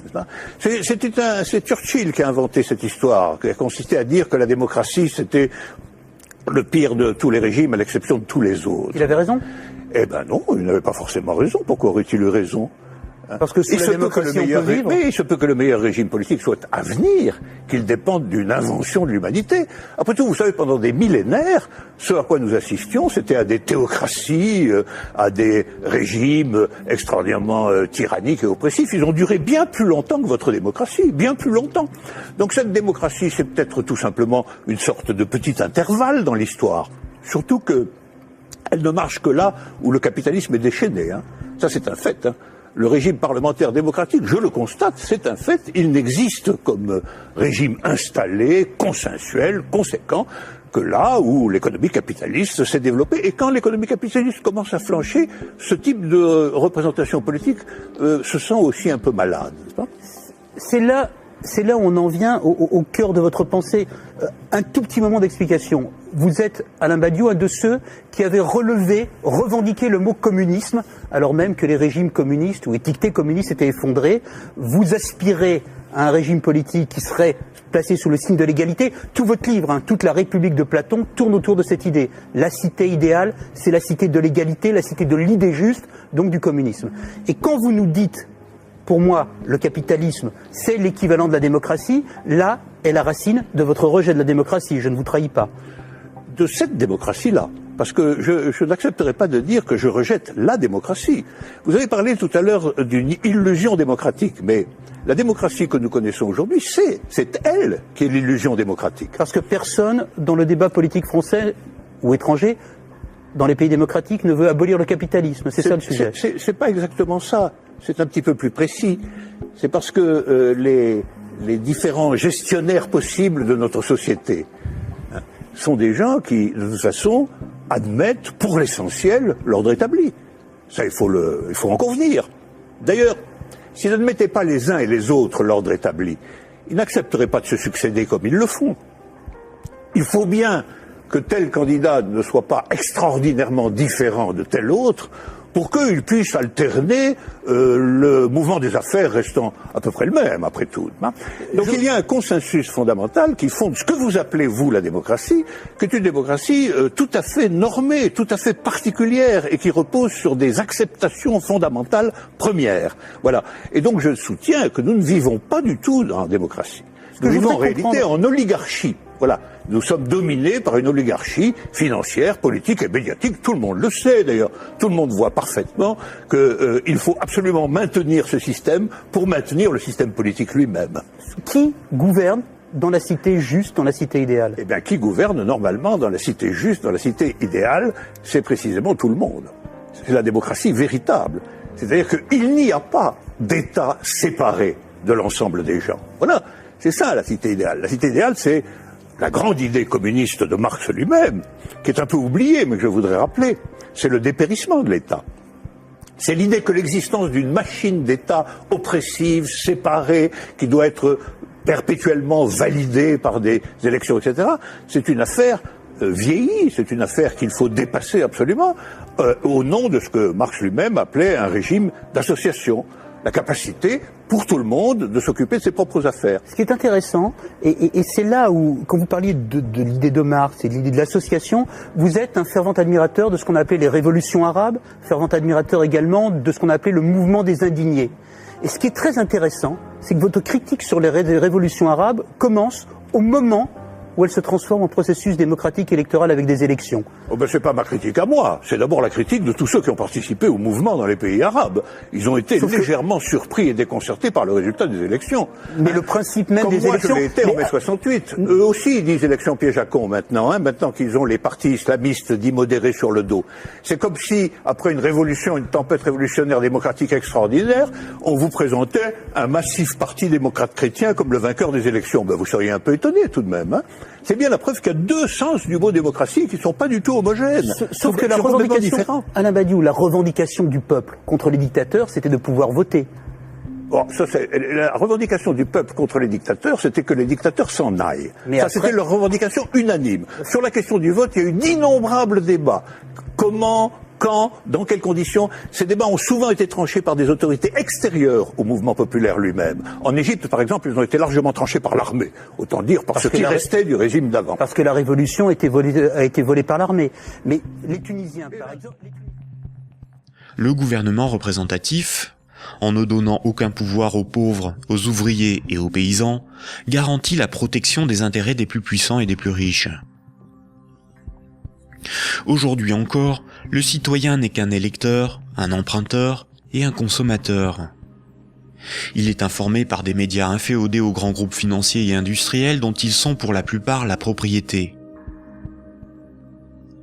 Le vote des lois par les citoyens, le référendum d'initiative populaire, ou la mise en place d'un parlement tiré au sort dans la population comme le sont les jurys populaires, qui sont des évolutions démocratiques élémentaires, sont systématiquement dénigrés dans les médias. L'Union européenne est une organisation soutenue à l'origine par les élites américaines pour éviter l'apparition d'une puissance concurrente en Europe de l'Ouest. Elle est néolibérale et structurellement antidémocratique. Si les peuples européens écrivaient et votaient eux-mêmes les lois de l'Union, Bruxelles ne serait pas la seconde place de lobbying après Washington. L'Union européenne est le royaume de Goldman Sachs et de la haute finance, dont les hommes se retrouvent à la tête de nombreuses institutions et même de certains États. Et nombreuses sont les carrières politiques se prolongeant dans le privé, au service des lobbies ou dans les grandes entreprises. Ce que nous appelons des euros, ce qui est sur notre compte en banque, ce ne sont pas des euros, mais une dette en euros. Ce que nous appelons crédit, prêt ou emprunt, ce n'est qu'une création de monnaie temporaire. Ce que nous appelons démocratie n'est pas une démocratie, mais une oligarchie. Ce que nous appelons un citoyen n'est rien d'autre qu'un électeur. Ces manipulations du langage empêchent les intellectuels, les politiciens, les journalistes et les électeurs de penser le monde. Elles dissimulent avec habileté le pouvoir sans égal des corporations, de la finance et du secteur bancaire.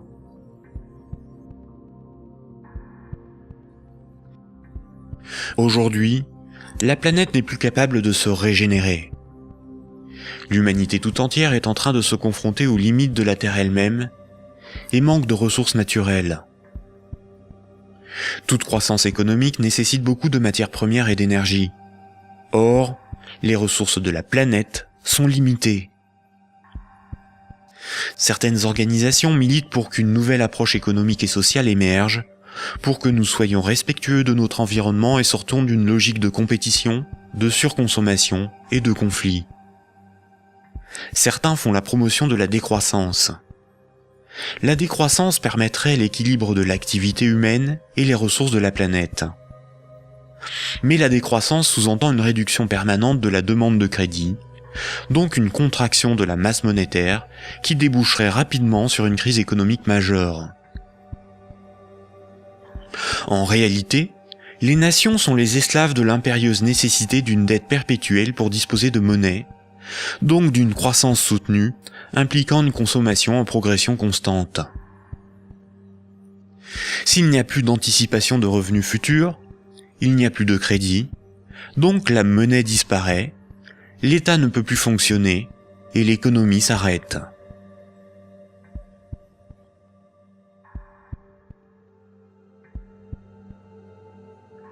La monnaie en circulation est créée par les banques contre intérêt lorsqu'elles accordent des crédits et détruite lors du remboursement des crédits. Ce cycle monétaire garantit aux banques une rente perpétuelle. Les créanciers sont les banques et le secteur financier, et les débiteurs sont le reste du monde. Notre système économique n'est en rien libéral, puisque nous sommes dépendants des banques pour réaliser le moindre échange économique. Nous ne sommes pas libres de ne pas être endettés. La rareté de la monnaie organise la concurrence entre les individus, entre les entreprises, entre les nations. Les banques créent la monnaie en fonction de leurs propres intérêts et non en fonction de l'intérêt général. Les conflits armés sont plus lucratifs que la diplomatie. La concurrence, plus dépensière que la coopération. La spéculation plus rentable que le social. Si les banques pouvaient nous vendre l'air que l'on respire, elles le feraient. Pour certains philosophes des siècles passés, voici l'ordre naturel des choses. Le divin représente l'ordre supérieur. L'ordre moral est guidé par le divin, par le sacré. L'ordre politique est guidé, lui, par la morale.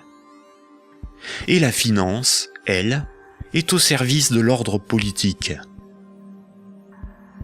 Mais si la monnaie n'est plus le reflet des échanges économiques de ceux qui créent les richesses réelles, mais le moyen par lequel ces richesses réelles sont échangées, l'argent devient le maître du monde. Une inversion des ordres s'opère. Le divin est remplacé par l'argent. N'a de valeur que ce qui a un prix. Les marchés font office de morale. Rien ne doit enfreindre les lois du marché, bénéfiques pour l'humanité. La finance est au service des marchés. Les financiers sont les nouveaux prophètes, ils défendent l'immanente main invisible. La politique et l'État sont au service de la finance, car ils en sont dépendants. Ils sont forcés de défendre les intérêts de la finance au détriment de ceux des peuples. Frédéric Bastiat, économiste politique au XIXe siècle, disait ceci.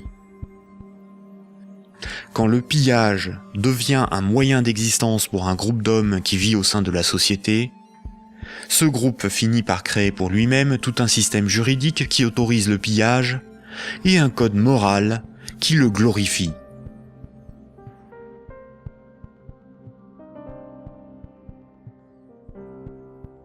Récapitulons. Voici les points importants qu'il faut retenir. Avant l'invention de la monnaie, les systèmes de comptabilité des dettes permettaient aux hommes d'échanger librement des biens et des services. Il était simplement noté ce qui était donné ou les services rendus, à qui et quand, de sorte à s'assurer que chacun donnait autant qu'il recevait. Les hommes se faisaient confiance, c'est ce qui leur permettait de se faire crédit. C'est environ 700 ans avant Jésus-Christ que la monnaie a été créée comme un outil de domination au service de souverains ou d'États. Le souverain payait ses soldats avec une monnaie qu'il fabriquait lui-même. Les soldats forçaient les paysans à accepter cette monnaie comme paiement. Le souverain s'assurait que personne d'autre ne produisait cette monnaie. Les faux monnayeurs étaient sévèrement punis. Le souverain levait ensuite un impôt dans sa propre monnaie. Les paysans étaient donc obligés de se procurer de la monnaie du souverain pour payer leurs impôts et éviter de finir esclaves, emprisonnés ou pendus. La monnaie permettait donc au souverain de payer son armée, de maintenir l'ordre par la violence et d'extorquer des biens et services à ses sujets. Dès lors, le terme de dette a été progressivement dévoyé. On disait que ceux qui ne payaient pas leurs impôts avaient une dette envers le souverain. C'est faux. Pour qu'un sujet ait une dette envers le souverain, il aurait fallu que le souverain lui ait d'abord donné quelque chose de valeur. Or, le souverain exigeait avec violence et sans contrepartie de la monnaie qu'il était le seul à fabriquer. Le mythe de la monnaie remplaçant le troc masque le fait que celui qui a le pouvoir de créer la monnaie peut s'approprier le travail d'autrui sans contrepartie. De nos jours, les institutions qui créent la monnaie sont les banques commerciales privées dont le but est le profit. Elles créent la monnaie lorsqu'elles accordent des crédits, et elles détruisent la monnaie lorsque les emprunteurs remboursent leurs crédits. En fonction de leur bilan, les banques créent aussi de la monnaie à partir de rien pour leurs propres dépenses. Quand, par exemple, on demande du pain à quelqu'un, il est bien normal de le lui rendre plus tard. On a une dette envers cette personne. C'est la morale qui nous dicte ce comportement, à juste titre. Mais quand une banque fait crédit, elle ne prête pas l'argent qu'elle possède. Elle le crée à partir de rien.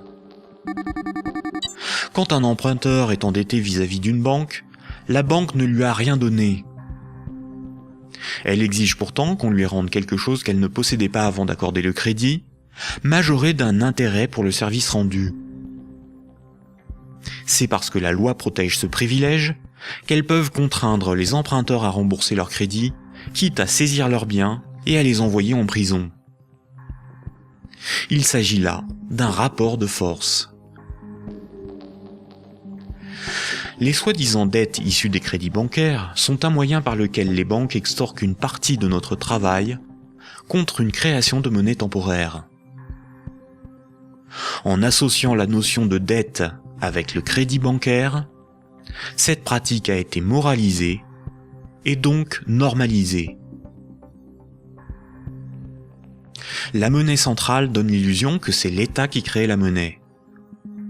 Or, la monnaie centrale est fabriquée à la demande des banques commerciales privées lorsque des actifs détenus par celles-ci sont monétisés par la banque centrale. En réalité, ce sont bien les banques commerciales privées qui fabriquent et louent la monnaie que nous utilisons tous au quotidien. La monnaie en circulation est créée par le crédit bancaire, puis détruite lors du remboursement des crédits. De ce fait, si tout le monde remboursait ses dettes, il n'y aurait plus de monnaie en circulation, tous les comptes en banque seraient vides, et les billets et pièces de monnaie disparaîtraient. La création monétaire par le crédit et la destruction monétaire lors du remboursement des crédits déterminent une masse monétaire. La variation de la masse monétaire est similaire aux variations de la population d'un pays en fonction des naissances et des décès. Quand la masse monétaire diminue parce qu'il n'y a pas assez de crédits accordés par les banques commerciales privées, il y a moins d'argent en circulation dans l'économie, car la monnaie est détruite par le remboursement des crédits en cours. Chômage, pauvreté, précarité, faillite d'entreprises et endettement des États se développent rapidement. Dans un tel système, la croissance est vitale pour l'économie. Les entreprises, les particuliers et les États s'endettent auprès du système bancaire pour assurer une augmentation constante et exponentielle de la masse monétaire. S'ils n'empruntent plus, ou que les banques n'accordent plus de crédit, comme c'est le cas depuis la crise financière de 2008, la monnaie disparaît à cause de la destruction monétaire et une grave crise économique survient rapidement. Sans dette, il n'y a pas de monnaie.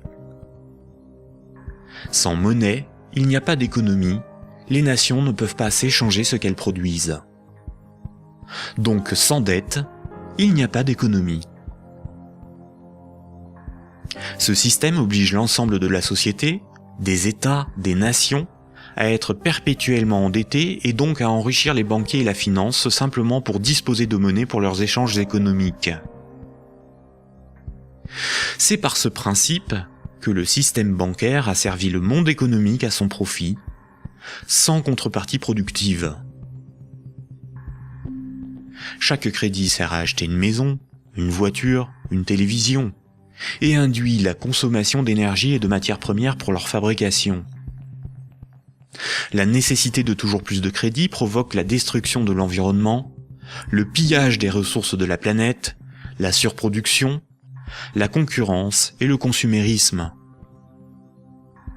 Tant que chaque unité de monnaie, chaque euro, sera issu d'un crédit bancaire, les banques gouverneront le monde et l'humanité pillera la planète et détruira l'environnement pour enrichir l'oligarchie financière. Imaginons ce que serait la monnaie du futur. Imaginons un micro-pays avec 2 citoyens. Paul et Jacques se rencontrent. Leurs comptes sont à 0. Paul a fabriqué une chaise. Il la vend à Jacques 10 unités de compte. Jacques a alors moins 10 sur son compte et Paul a plus 10. Paul peut convertir 5 unités de compte en monnaie manuelle, en billets de banque. Ainsi, tant qu'ils sont dans leurs débits autorisés, personne ne peut empêcher Paul et Jacques de s'échanger ce qu'ils produisent.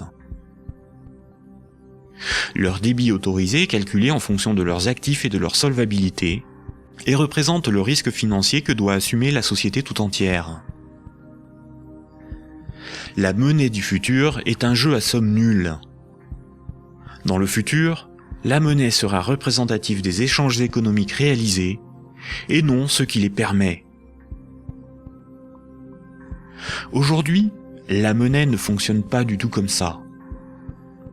Ajoutons dans ce micro-pays une banque. Pour acheter la chaise de Paul, Jacques va emprunter à la banque les 10 € nécessaires pour la payer. Jacques devra rembourser ces 10 € à la banque et verser en plus 1 € d'intérêt qui n'existe pas. Après la transaction, Paul possède bien les 10 € nécessaires à rembourser la banque et il faudra bien que Jacques les récupère d'une manière ou d'une autre pour rembourser son crédit. Il devra vendre son temps ou fabriquer des choses à vendre pour récupérer les euros pour rembourser son crédit. Mais les 1 € d'intérêt n'existeront qu'à partir du moment où un nouveau crédit aura été demandé à la banque. On comprend donc plusieurs réalités. Paul et Jacques sont dépendants de la volonté de la banque d'accorder ou non le crédit pour s'échanger ce qu'ils produisent. Ils sont obligés malgré eux d'enrichir la banque en achetant de la monnaie temporaire, qui sera détruite lors du remboursement des crédits. Le remboursement des intérêts oblige Paul et Jacques à perpétuellement emprunter à la banque pour pouvoir la rembourser. Ce système crée artificiellement un manque permanent de moyens de paiement qui débouche sur une concurrence accrue pour capter la monnaie en circulation. Paul et Jacques ont avant tout le problème de se procurer de la monnaie pour vivre. Il faut bien distinguer ce qui est au service de l'intérêt général et ce qui est au service d'intérêts particuliers. L'intérêt général, c'est l'intérêt du plus grand nombre, des nations dans leur ensemble. Les intérêts particuliers sont ceux des oligarques, des riches, des gens de pouvoir, des actionnaires, c'est-à-dire une minorité de personnes dans la société et à travers le monde. Prenons la monnaie. La monnaie sert des intérêts particuliers. Elle sert les intérêts de ceux qui la fabriquent, c'est-à-dire les banques commerciales privées et la finance, dont le but est l'enrichissement. La monnaie existe parce qu'il y a ce qu'on appelle des dettes. Ces dettes ne servent que des intérêts particuliers. La bourse et la spéculation, les marchés financiers, représentent très majoritairement des intérêts particuliers. La rémunération de l'épargne et des comptes courants des déposants, de l'homme de la rue, est marginale en comparaison des bénéfices engrangés par l'industrie financière. Le système politique, qui est censé défendre l'intérêt général, est forcé de protéger les privilèges des banques, des corporations et de la finance. Depuis les Lumières et la Révolution française, les régimes politiques basés sur l'élection de représentants ont été voulus parce qu'ils sont antidémocratiques. Ils permettent de défendre les intérêts de la classe supérieure et des élites par l'établissement de collusions toujours plus fortes entre la classe politique et les oligarchies financières et capitalistiques dont ils sont dépendants. La guerre est souvent financée par les riches et les banquiers. Seules des révolutions, des rébellions ou des révoltes se veulent véritablement au service de ceux qui les mènent. Les guerres, elles, ne servent que rarement l'intérêt général. La science, l'environnement, la santé, l'éducation, le progrès technique sont au service de l'intérêt général. En réalité, avec la privatisation de l'ensemble de ces domaines, ils sont de plus en plus au service d'intérêts particuliers afin d'en tirer le maximum de profit. La généralisation de l'économie de marché s'accompagne d'une concentration des richesses telle qu'à l'échelle mondiale, les 85 personnes les plus riches ont autant que les 3,5 milliards les plus pauvres. Et ces disparités ne cessent aussi de s'accroître dans les pays développés. La majorité productive s'appauvrit quand une minorité financière et capitalistique s'enrichit. Les riches n'ont jamais été aussi riches. Comment en est-on arrivé à une telle situation ? Pourquoi n'y a-t-il pas de mobilisation ou de révolte contre le capitalisme et la finance déchaînée qui ne cessent de dicter leurs lois aux nations ? La dictature parfaite serait une dictature qui aurait les apparences de la démocratie, une prison sans murs dont les prisonniers ne songeraient pas à s'évader. Un système d'esclavage où, grâce à la consommation et au divertissement, les esclaves auraient l'amour de leur servitude. Aldous Huxley, dans Le meilleur des mondes. La croissance, essentielle à la domination de la finance, nécessite des travailleurs consommateurs dociles et manipulables. La télévision les divertit par les jeux, les séries, le voyeurisme de la télé-réalité et un flot d'informations brutes, sans aucune analyse, ne jouant que sur la force des images, l'émotionnel et les peurs primaires. On y fait l'apologie de l'oligarchie, des idoles, du consumérisme, de la légèreté, du sexe et de la bêtise. Consommer, c'est être libre et heureux, réfléchir est futile et ennuyeux. Le vocabulaire est réduit, le sens des mots dévoyé, de sorte qu'il n'est plus possible de penser la réalité. L'éducation est réduite à une forme de conditionnement à la servitude et d'insertion professionnelle. Un individu inculte n'a qu'un horizon de pensée limité, et plus sa pensée est bornée à des préoccupations futiles, moins il peut se révolter. La destruction des États-nations, de la cellule familiale, la négation des identités culturelles, religieuses et sexuelles, sont les moyens de supprimer tous leurs repères aux individus. Ils n'ont alors ni l'environnement social et institutionnel, ni les ressources mentales pour s'opposer à la domination mondiale des multinationales et de l'oligarchie financière, politique et capitalistique. Il faut comprendre que la télévision, la radio et la presse sont des médias unidirectionnels, alors que l'Internet est multidirectionnel. Les médias unidirectionnels sont maîtrisés par un petit nombre de personnes soigneusement sélectionnées par les oligarchies politiques et financières pour délivrer des programmes servant leurs intérêts. L'opinion du citoyen est ainsi formatée, maîtrisée, contrôlée. À l'inverse, sur l'Internet, tous les intellectuels, philosophes et journalistes peuvent s'exprimer, partager leurs analyses, et le citoyen peut librement choisir ses sources d'information, partager ses opinions et en débattre. Pour maîtriser la liberté de l'Internet, l'oligarchie crée une fausse dissidence sous la forme de médias qui semblent subversifs, comme Mediapart, Rue 89, Le Canard enchaîné, le magazine Marianne, ou encore des organisations comme Wikileaks, dont la fonction est de canaliser les citoyens les plus critiques sur des sujets sans importance, d'organiser leur indignation, de monter les uns contre les autres, et de décrédibiliser les analyses réellement subversives. Et quand le prêt-à-penser perd trop de terrain, la liberté d'opinion et d'expression n'existe plus. L'Internet tout entier est diabolisé au nom de la démocratie, de la République, ou encore de la lutte contre un terrorisme fictif ou fabriqué. Les grands médias qualifient de racistes, de terroristes, de fascistes, de xénophobes, d'antisémites, de négationnistes, de conspirationnistes ceux qui analysent les faits, critiquent le système et tentent d'en exposer les fondements. Ces grossiers amalgames visent à empêcher le public d'écouter leurs discours, d'étudier leurs arguments et de débattre de leurs idées. Tout comme ce sont les banques qui décident ce qui doit être financé en fonction de leurs intérêts, dans les médias dominants, c'est l'oligarchie qui décide l'information qui doit être diffusée en fonction là aussi de ses propres intérêts. Le contrôle du vecteur soit de la richesse, c'est-à-dire la monnaie, soit de la connaissance et des idées, c'est-à-dire les médias, soit encore du système législatif, c'est-à-dire le gouvernement représentatif non démocratique, sont les instruments de la domination des oligarchies. Dès lors, il ne faut pas tomber dans la provocation, l'extrémisme ou la violence.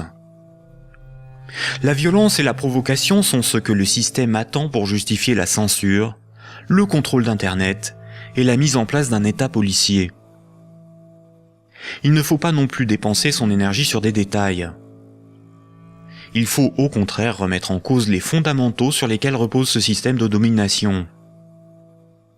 Tous les mouvements progressistes, sociaux ou alternatifs, quelle que soit leur forme, associations, partis politiques, ONG, et quelle que soit leur cause, devraient faire la promotion de 3 changements décisifs pour le monde de demain. Premier point. Remettre la création monétaire au service de l'intérêt général. Tant que ce sont les banques qui décident ce qui mérite d'être ou de ne pas être financé en fonction de leurs propres intérêts, le pouvoir politique et le libéralisme ne sont qu'illusions. Les banques ne sont pas là pour faire du social ou de l'investissement. Elles sont là pour faire des profits en prenant le moins de risques possible. Deuxième point. La création monétaire par le crédit à intérêt et la destruction monétaire lors du remboursement des crédits forment un système pyramidal obligeant l'humanité à détruire la planète pour le seul profit de la finance. Nous devons mettre en place un système monétaire permettant d'adapter notre niveau de vie aux ressources de la planète et garantir ainsi un environnement viable aux générations futures. Troisième point, instaurer un système politique réellement démocratique. Seule une véritable démocratie permettra de garantir que les 2 premiers points sont durablement défendus. Contrairement à ce que les élites veulent nous faire croire, des peuples éclairés sont tout à fait à même d'établir une politique qui défend leurs propres intérêts et les intérêts des générations futures. Ces 3 points sont intimement liés. Sans une monnaie réellement publique, le lobby bancaire aura toujours la capacité de faire plier les gouvernements et changer les institutions. Un régime réellement démocratique, où c'est le peuple qui vote lui-même les lois, permet à la nation de s'opposer à toute privatisation de la monnaie et est la garante du maintien de la finance au service de l'intérêt général. Une création monétaire publique et l'instauration d'une véritable démocratie sont indissociables, car l'un est le garant de l'autre. Voici quelques mouvements citoyens dont les propositions permettraient des évolutions majeures de la société.